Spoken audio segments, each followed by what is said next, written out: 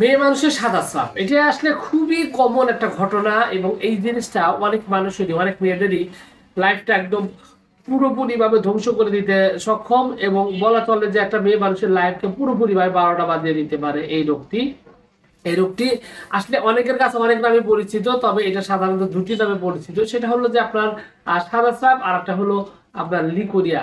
তবে সাদা স্রাব হলেও এখানে আসলে অনেক ক্ষেত্রে রক্তস্রাব হয়। তবে এখানে সাধারণত সাদা স্রাবের মধ্যে অনেকগুলো বিশ্লেষণ রয়েছে, ভাগ রয়েছে। অনেক ক্ষেত্রে দেখা যায় যে সাদা স্রাবের ভীষণ রকমের দুর্গন্ধ থাকে, আবার অনেক ক্ষেত্রে জ্বালা পোড়া থাকে, আবার অনেক ক্ষেত্রে ডিমের সাদা অংশের মতো বিজল বিজল আসে, আবার অনেক ক্ষেত্রে দেখা যায় যে চাউল ধোয়া পানির মতো একদম পা দিয়ে গড়িয়ে পড়ে। কিছু কিছু ক্ষেত্রে দেখা যায় যে মানে ওই যেখানে স্রাবটা লাগে সেখানে সনসন করে চুলকাতে থাকে। এরকম নানাবিধ লক্ষণ রয়েছে। তবে এই সাদা স্রাব যদি দীর্ঘদিন যাবত চলতে থাকে তাহলে সাধারণত দেখা যায় যে ওই রোগীর অবস্থা খুব খারাপ হয়ে যায়, কারণ তার শরীর দিন দিন পুরোপুরি ভাবে দুর্বল হতে থাকে। একটা পর্যায়ে তার কিন্তু শরীরে সেরকম ভাবে বল শক্তি এনার্জি পায় না, খাবারের রুচি থাকে না, কারণ ওই সময় শরীরের ভিতর নরম বা চোরাচর এই জিনিসটা কিন্তু নিয়মিত হতে থাকে। তো এটা আসলে খুবই মারাত্মক একটা ব্যাপার, কারণ আস্তে আস্তে ওই রোগীকে একদম ধ্বংসের দিকে দিয়ে দেয়। আর একটা ব্যাপার হলো যে এই সাদা স্রাব যদি দীর্ঘদিন চলতে থাকে তাহলে সে মানসিক ভাবে অত্যন্ত অস্থিরতার মধ্যে চলতে থাকে, তার মানসিক একটা উত্তেজনা অস্থিরতা কাজ করে, যার কারণে তার ব্যক্তিগত জীবনে খুবই কষ্টের মধ্যে দিয়ে যায়। আবার সাংসারিক ভাবেও সমস্যা তৈরি করে। তার কারণ হলো যে তার দেখা যায় যে ফিজিক্যাল রিলেশন বা সেক্স করার প্রতি আগ্রহ থাকে না। এরকম এক কথা বাস্তব জীবনে শারীরিক জীবন সব দিক থেকেই একদম কোণঠাসা হয়ে পড়ে এই সাদা স্রাবের রোগী। এখন বিষয় হলো যে এটা আপনি যদি প্রাকৃতিক ভাবে বা এটা আয়ুর্বেদিক চিকিৎসার মাধ্যমে ভালো করতে চান, তাহলে আপনি কি কি ওষুধ খেতে পারেন বা কি ব্যবস্থা নিতে পারেন। তো এই রোগ ভালো করার জন্য আসলে সবচাইতে ভালো আদর্শ পদ্ধতি হলো একজন অভিজ্ঞ কবিরাজের সাথে কথা বলে আপনার চিকিৎসা নেওয়া। তবে এখানে একটা বিষয় আপনি স্পষ্ট করে বলি, আপনি চাইলে সাধারণ এবং ছোটখাটো বা অল্প কিছুদিন বা নতুন রোগের ক্ষেত্রে আপনি কিন্তু নিজে থেকে চিকিৎসা করে সুস্থ করতে পারেন। সেক্ষেত্রে সবার আগে আপনার খেয়াল করতে হবে যে আপনার কোষ্ঠবদ্ধ বা কষার সমস্যা আছে কিনা। যদি পায়খানা কষা থাকে তাহলে এটা দ্রুত এটা দূর করতে হবে। দ্বিতীয়ত হলো আপনার যদি অতিরিক্ত টক খাওয়ার যদি অভ্যাস থাকে সেটাকেও আপনার কাছ থেকে পরিহার করতে হবে। এছাড়া আপনি যদি ঔষধের কথা বলেন সেক্ষেত্রে আসলে কবিরাজের মধ্যে কাটানটে গাছ এক্ষেত্রে খুবই উপকারী। কাটানটে আমরা অনেকেই চিনি।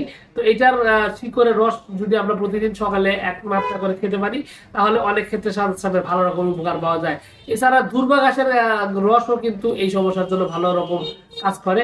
তবে আয়ুর্বেদিক ওষুধের কথা যদি বলা হয় তাহলে সর্বপ্রথম সবার আগে যে ওষুধটির নাম আসবে তার নাম হলো আপনার প্রদান্তরক লৌহ একটা বটিকা।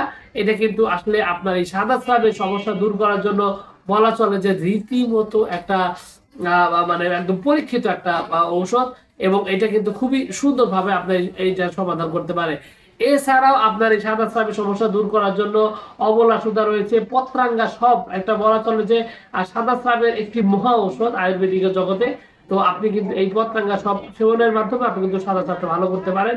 সেই সাথে আরো বেশ কিছু ওষুধ রয়েছে, যেমন অশোকা রিস্ট রয়েছে, এরকম অনেকগুলো ওষুধই রয়েছে। তবে বিষয়টা হলো যে এই ওষুধগুলো সেবনের আগে শরীরের অবস্থা, শরীরের কন্ডিশন, রোগীর বয়স সবকিছু আপনার নির্ধারণ করে তারপরে সঠিক মাত্রায় আপনাকে ওষুধটি সেবন করলে সেক্ষেত্রে দেখা যায় যে সাদা স্রাবটা ভালো হয়ে যায়। আর সাদা স্রাবটা কিন্তু আসলে অনেকে দেখা যায় যে 10 বছর 15 বছর, অনেকে আরো বেশি দিন যাবত এই সাদা স্রাব থাকে। তো যাদের এরকম দীর্ঘদিন সাদা স্রাব থাকে তাদের শরীরে কিন্তু একদমই শুকনো লিকলিকে চিকন হয়ে যায়।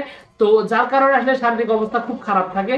এই জন্য আপনার উচিত হবে একজন অভিজ্ঞ আয়ুর্বেদিক ডাক্তারের সাথে কথা বলে তারপরে সঠিক ঔষধ সঠিকভাবে তার দায়িত্বে চিকিৎসা নিয়ে রোগটাকে সুস্থ করা। এক্ষেত্রে আপনি চাইলে একজন অভিজ্ঞ আয়ুর্বেদিক ডাক্তারের সাথে কথা বলতে পারেন, আমার সাথে যোগাযোগ করতে পারেন। তো সবকিছু মিলে আপনাদের সকলকে এই ছিল আজকের ভিডিও। আশা করছি পুরো তথ্যগুলো বা এই কথাগুলো আপনার কাছে অনেক কাজে লাগবে এবং আপনার উপকৃত হবেন।